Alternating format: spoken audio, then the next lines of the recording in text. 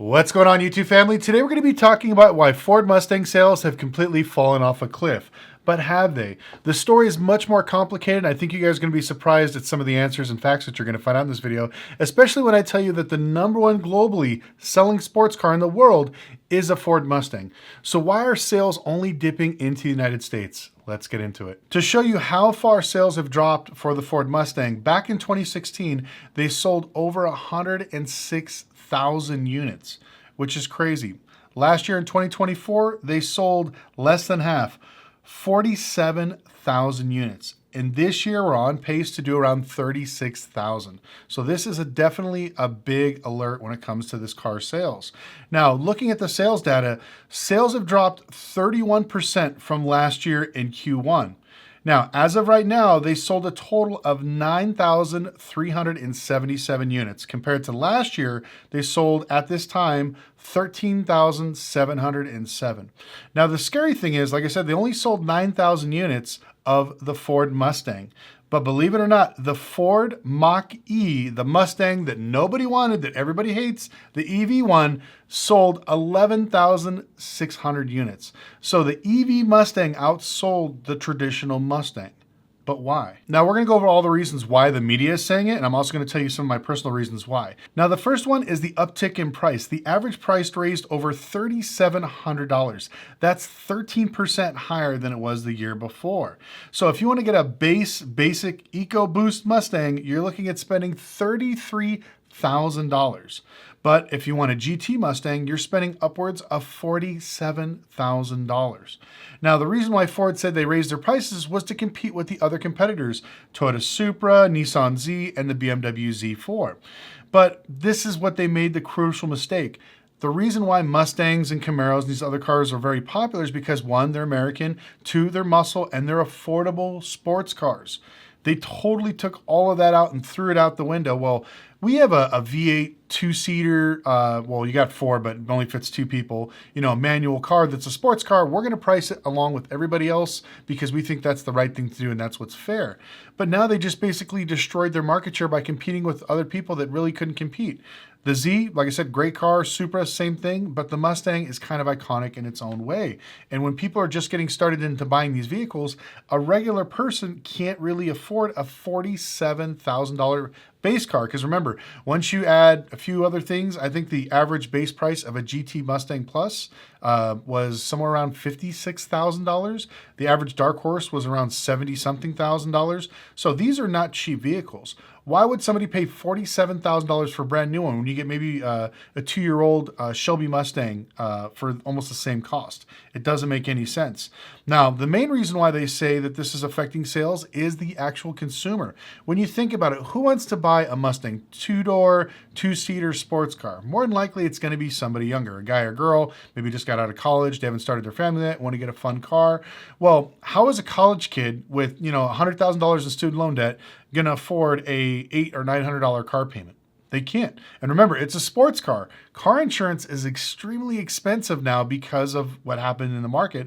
So trying to buy one of these things, you're going to be paying almost probably $1,200 to $1,500 a month to get a Mustang with full coverage and all the bells and whistles. So it's not something that's very affordable.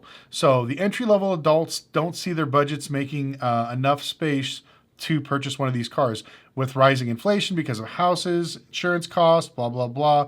We already kind of knew that. Now, one of the things they also talk about is the cannibalization of the Mach-E and the used car market. Now, Ford is actually destroying their own market because what they did was they started pricing a lot of these Mach-E's a little bit cheaper than they would some of the Mustangs. So when the kids came in and they were trying to buy something affordable, they would get heavily discounted rates on the Mach-E or some of the other vehicles, and they would pick those over the Mustang.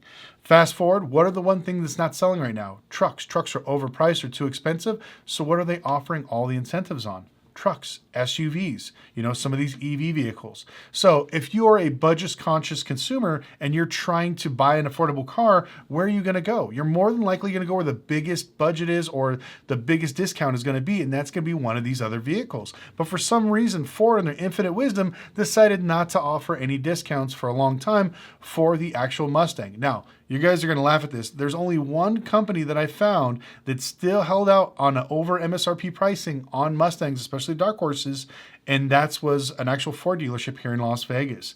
I went last year trying to buy a Dark Horse because I actually love the new Dark Horse. I think it's a great car.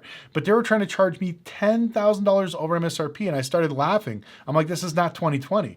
And they're like, oh, well, this thing's in high demand. And I go, I promise you, this thing will be sitting here. And then sure enough, what have you heard all across the world now? Mustang sales have flopped. They're not moving. The units are sitting there.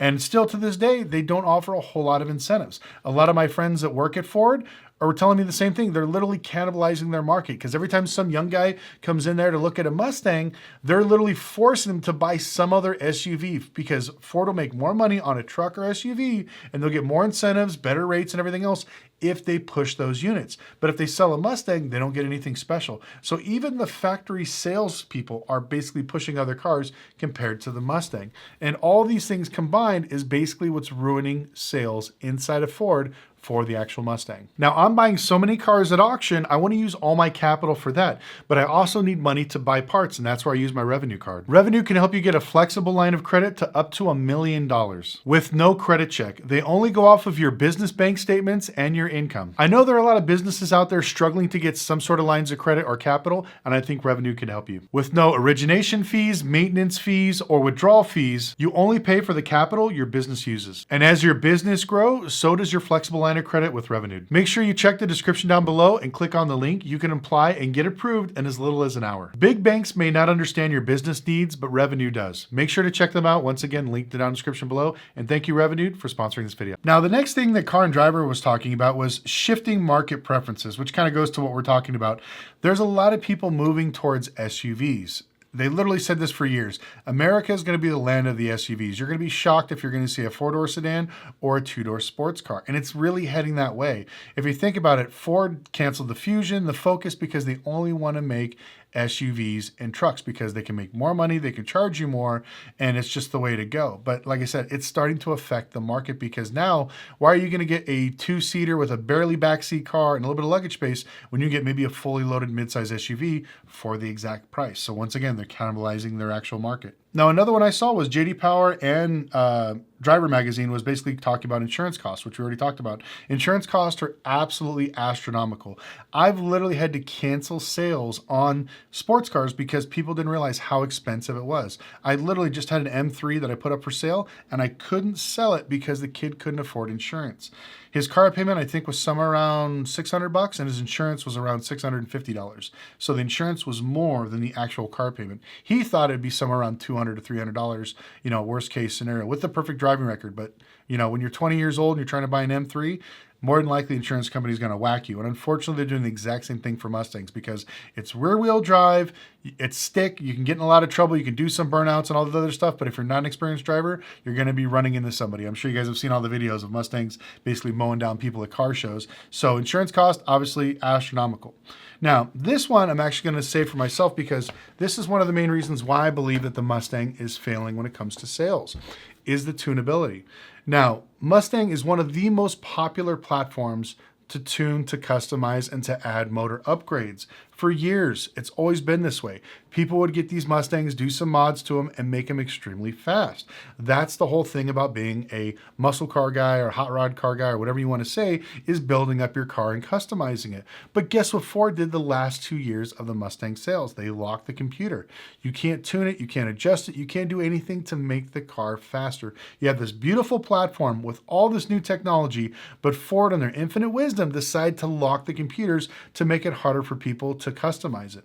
Now, I think this literally absolutely destroyed their market. Now, there are forums all over Reddit and some other places of people literally trading in their new Mustangs for ones that are from 2023 prior so they could go ahead and tune them and do other things to them and buy parts for them. Now, one of the big things that I know a lot of people do is they'll throw the supercharger on there, get a couple hundred horsepower out of it, and have an awesome daily driver that has, 500 to 800 horsepower. And that's a fun thing to have, but if they basically took the keys out of your pocket and said, nope, we're not going to allow you to customize your car, we're not going to allow you to make your muscle car the way you want, we're just going to leave it stock. And so I think this is having major ramifications on the market as well as selling some of the parts because, I've seen older Mustangs trade much faster and bring more money than some of the newer ones.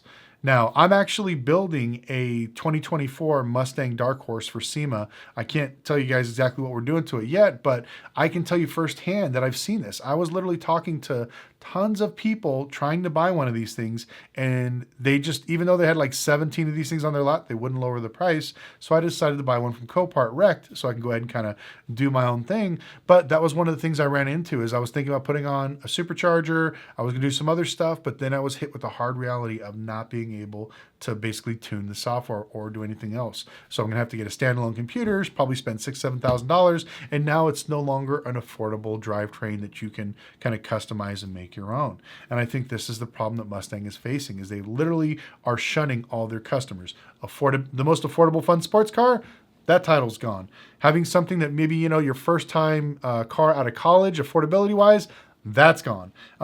Tuners, people that love these things, same thing, gone. They can't afford them. They can't tune them. There's no point in getting these things. So all these things are combining with a lackluster sales when it comes to Mustang. On top of that, like I said, with no incentives being offered, people just, there's nothing for them to do. Like, if I can go out and buy a brand new Ford F-150 and get, you know, buy my rate down to whatever the case is. I've heard some people getting as low as 1.99 on a new Ford F-150 and getting, you know, $10,000 off. All these crazy deals that you hear about, but you don't hear anything about the Mustang, because they still believe that they've always sold, they're always going to sell, but the market's different now. A lot of the younger generation wants to bring multiple people with them when they're driving around.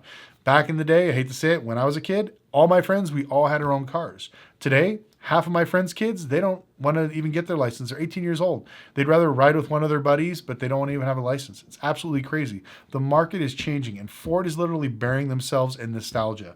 So, you know, they already screwed up with the Mach-E, they screwed up with the Lightning, and now they're going to basically kill the Mustang before it even gets off the road. But anyways, I'd love to know your opinion in the comment section below. What do you think of the lack of sales from Ford? Do you think it's some of the reasons I explained, or do you think it's another one? Please share it down below. I'd love to know your opinion. Also, I'd like to thank Revenue for sponsoring the video. See you guys next time.